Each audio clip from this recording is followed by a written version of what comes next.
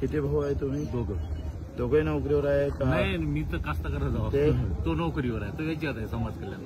समाज ते कुठे राहतात? ते दिग्रसला राहतात.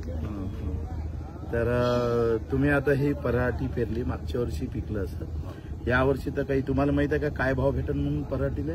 7,000 रुपये भेटलं. असं कशावर म्हणता? 7,000च्या आतमध्येच भेटते, कारण ते उठावून नाही, अजून निश्चित नाही. किती भाव भेटन हे काही गॅरंटी नाही. गॅरंटी नाही आहे. तुरीचे काय भाव? तुरीची तर भयानकच खराब पोझिशन, 6,000 येतात. असं का? आणि आता तुम्ही जे आधुनिक शेती करता आहे का, राऊंड अप मारलं ना तुम्ही? राऊंड HVT तुम्ही जे करताय तर त्याचा काही फायदा होईल असं वाटते. आता निंदात बसतो साहेब, त्याच्यात निंदात बसणार आपण. दुसरं म्हणजे डवरे गिवरे रोजदार गिरदार भक्कम पैसे द्यायला लागतील ना.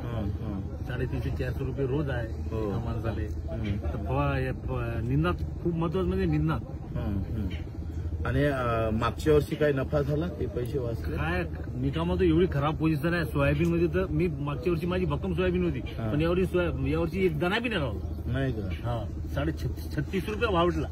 36 रुपयाने विकलं मी. आणि मार्केटला एका एकरी किती झालं? 4 पोते, 3 पोते, 4 पोते. 4 पोते म्हणजे एका एकरात आपण नाही म्हटलं तर 7 महिने तर काम करावंच लागत सोयाबीन. मजुरी सोडा. शेतकऱ्याला काय, शेतकऱ्याला एवढा म्हणजे एवढं सहन करते की शेतकऱ्याचं एवढं कोणीच सहन करते.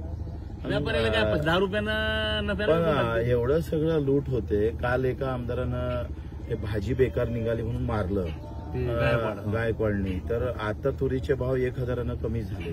सोयाबीन 1,500 कमी झाले. सोयाबीन 34-36 विकावं लागले. तरी तुम्हाला संताप कोण येत? भयानक राग आहे. काय करणार आहे? काय येत नाही मग? कुठं व्यक्त मायबाप कोण आहे?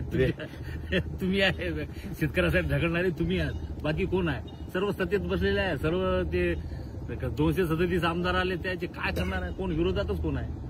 तुम्ही व्यक्त का होत नाही? माझं काय म्हणणं आहे का हे मान्य करतो का एखाद्या मजुरानं काम केलं नाही, मजुरी दिली तर आपण त्याला संताप करतो का नाही? अरे बा तुला मी 200 रुपये रोज दिले, तू राजा दिवसभर बसलाच राहिला, हे म्हणतो का नाही? मग ते म्हणाचं धाडस काय येत नाही आपल्याला? धाडस तर आता मी तर भक्कम लोकांना सांगतो, ह्या सरकार असं आहे फलाना, म्हणजे सरकार असू द्या, शेतकऱ्याविषयी आपल्याला कोणतं नाही, आपल्याला शेतकऱ्याविषयी फक्त. पण जशा लोक जातीसाठी पेटते, धर्मासाठी पेटतं, एखाद्या मिरवणुकीत अडलं तरी कोटमार होते, तर हे एवढी लूट आहे आणि एवढी आत्महत्या झाल्या तरी म्हणजे तुम्हाला माहित असेल देशामध्ये लहान लहान गोष्टीहून दंगल झालेल्या आहे. झेंडा फाडला तर दंगल झाले, 10-15 मेले. तर 3.5 लाखाच्या वर शेतकरी मरण पावला तरी एकही दंगल झालं नाही, गाव कधी बंद राहिलं नाही. याचं काय कारण नाही? ते तर तुका कसं शेतकऱ्याचं एकजूट नाही आहे, सर्व विभागलेले आहे. कोणी कोणत्या पेक्षा कोण कोणाचे कार्यकर्ते, कोणी या पक्षात त्या पक्षात विभागलेले आहे. शेतकरी पण विभागलेले आहे. का विभागून ठेवला आहे त्यांना? नाही, विभागून ठेवलेलं आहे. आता काही कोणाचे काय, कोणाचे धोरण कोणाला पडते, कोणते पक्ष फला नाही, ते शेतकरी एक होईल असं वाटतं किंवा काय केलं पाहिजे? विदर्भात आम्ही काय केलं पाहिजे? विदर्भाचे शेतकरी तर एक तर विदर्भात आपल्या सिंचनाचं हे साधन नाही आहे. मुख्यमंत्री तर आपलेच होते ना, फडणवीस आपले विदर्भाचे 2दा मुख्यमंत्री झाले. गडकरी सारखा माणूस केंद्रात आहे. नाही, बरोबर आहे, बरोबर. तरी नाही, माझ्या म्हणणं साहेब, हे जे लाडकी बहीण आहे, लाडकी बहीण द्यायलाच नको, विमा पण द्यायला नको, काही द्यायला नको, फक्त आपल्याला शेतकऱ्याला भाव पाहिजे. आता 15% भाव दिला जातो तुम्हाला, आणि ते 15% म्हणजे आपल्या राज्य सरकारनं 7,000 भावाची शिफारस केली सोयाबीनची, 15% नफा करून, आणि केंद्रानं 5,000 जाहीर केले आणि प्रत्यक्षात 5,000 भेटले नाही. तुम्ही म्हणता 36,000. माझ्याकडे क्वार्टर मार्केटची हे आहे, पावती आहे, 36.5 रुपये भाव लागला. काय करणार? पण या सगळ्या याच्यातली चीड येऊन आपण सगळ्यांनी काय केलं पाहिजे? तुम्ही काय सूचना करणार? लोकांना काय सांगाल तुम्ही? सूचना म्हणजे आता काय, शेतकऱ्याविषयी सूचना म्हणजे आता काय, सरकार दुसरं काय, सरकारच्या विरोधात चीड निर्माण होणार ना, दुसरं काय करणार? ते काय कशी व्यक्त केली पाहिजे? कशी व्यक्त केली पाहिजे? मतदानात. दुसरं काय, आपण माराकोट थोडी करणार आहोत त्याच्यासोबत. मतदानातून दुसरं काय, दुसरं पर्याय नाही ना. बाबासाहेबांना जे आपल्याला अधिकार दिलेला आहे ते एक मतातून व्यक्त झालं. बस मतातून. आणि तुमचे मुलं गेलं शिकायला शिकायला त्यांचा खर्च वगैरे कसा केला? पुरा आहे साहेब. काय सांगावं आता, भरपूर खर्च आहे. आणि तुम्ही बिमार पडले तर काय अवस्था बिमार आहे? पडले तर भरपूर चालूच आहे माझं. 2 महिन्यात 4 महिन्यात 6 महिन्यात बिमार पडणं. कधी इन्फेक्शन होते. मग ते सार्वजनिक दवाखान्यात करता का प्रायव्हेटमध्ये करता? नाही कधी कधी प्रायव्हेट मध्ये कधी ह्याच्यात सरकारी याच्यात जशी बिमारी असली तर तशी. लहान बिमारी असली तर साध्या ह्याच्यात करून घेतो प्रायव्हेट मध्ये. मोठं खर्च लागते हो. तर तुम्ही शेतकरी म्हणून आता आमच्या मोर्चात सहभागी होणार आहे. काही हरकत नाही. आंबोड्याला येणार आहे तुम्ही उद्या 14 तारखेला? येऊ शकतो काही हरकत नाही. आम्हाला एक आहे, आम्ही आता इतके दिवस म्हणजे 100 किलोमीटर पायी चालत आलो आहे. पण हेच जर मी जाती धर्मासाठी चाललो असतो तर ताकदीनं लोक आले असते. पक्ष जाती धर्मानं बरोबर आहे. आणि मी शेतकरी म्हणून चालतोय तर लोक येत नाही. किंवा तुम्हाला काय वाटतं याचं काय कारण असलं पाहिजे? मी का तुम्हाला सांगितलं साहेब, हे विभागलेले आहे. कारण आता सर्व विभागलेले आहे. कोणी कोणाचे कार्यकर्ते फलाना हे ते. आता लोकांना काय शेतकरी म्हटल्यावर कास्तकार म्हटल्यावर एवढे काय शिकलेले नसतात. त्यांना काय एवढं कळत नाही. एवढे काही शिकलेले नसतात ते. फार कमी लोक शिकलेले असतात. बरं, आता मागच्या वर्षीचा घाटा कसा कव्हर करा? घाटा कुठून करणार? घाटा करून कव्हर होणार आहे. किती कर्ज आहे तुमच्यावर? आता माझ्यावर 1,60,000 रुपये आहे बँकेचं. असं जिल्हा मध्यवर्ती? जिल्हा नाही, बँक ऑफ इंडियाचं. इंडियाचं सोसायटी मी नील केली. ते नील करून इकडून काढलं.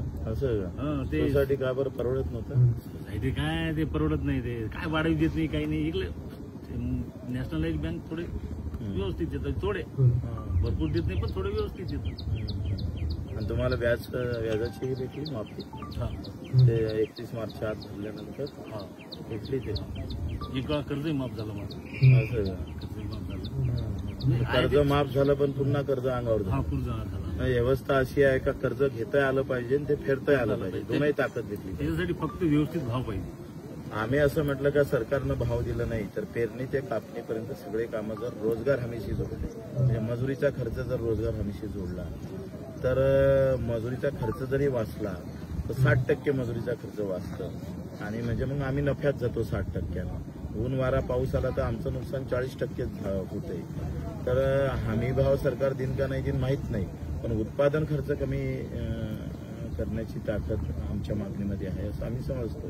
त्या मजुरीचा खर्च जर कव्हर झाला, आता गव्हर्नमेंट काय म्हणतं हे तणनाशक मारू नका कारण याचं जे दुष्परिणाम कॅन्सर किंवा इतर आजार भरपूर प्रमाणात भविष्यात होणार आहे. मग त्याच्यावर तुमचं काय मत आहे? म्हणजे जर हे आता हे पराठीचं बोंड येईल आणि हे कपडे घातले तर याचा परिणाम लोकांवर होईल तर? जे होणार आहे ते तर होणारच आहे. जे होणार आहे ते होणारच आहे.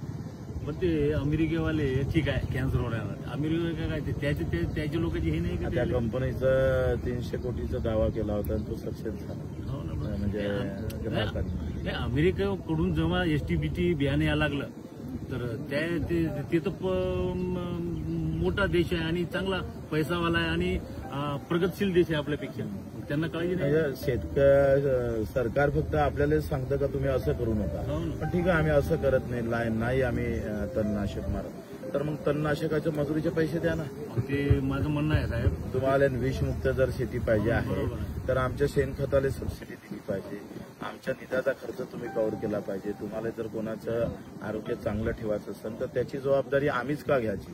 जसं गोमाता म्हणजे गाय ही गोमाता आहे ती वाचली पाहिजे आम्हालाही वाटतं. पण भाकड गाई ठेवण्यानं किमान 50 रुपये रोजचा खर्च येतं. तो सरकारनं भरून नाही द्यायला पाहिजे. म्हणजे त्यांनी घोषणा करायची भरपाई मात्र सगळे टोले आपण घ्यायचे. ही जी भूमिका आहे यावर आपण खरं तर एकत्र होणं गरजेचं आहे. तुमच्याकडून आम्हाला अपेक्षा आहे. तुम्ही गावचे सरपंच राहिलेले आहे आणि आता आंबोड्याला तुम्ही किमान एक गाडी तरी भरून आणणार.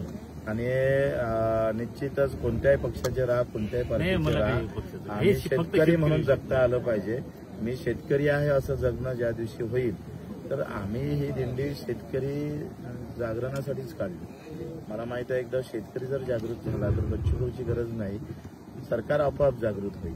हे तुम्ही जसं पहिल्यांदा म्हटलं का भाव नाही तर मत नाही, अशी भूमिका आता लोकांनी शेतकरी म्हणून घेतली पाहिजे. म्हणजे आम्हाला आधी जे नेते लोक जाती धर्मात गुंतून ठेवतं आणि शेतीपासून दूर नेण्याचा जो काही यशस्वी प्रयोग राजकारणी लोकांनी केला तो मोडणं महत्वाचं आहे मला असं वाटतं. तुमचं बरोबर आहे. असं केलं पाहिजे पक्का. चला 100% शेतकऱ्यांना शेतकऱ्यासोबत राहिलेच पाहिजे. फक्त शेतीविषयी शेतीविषयी. बाकी नाही. मत कोणाला मारा, मत कोणाला आहे मला पण भाव नाही भेटले तर नका मारू. नाही, भाव नका भेटले ना. हा शेतकऱ्याला जाती धर्म नसतो.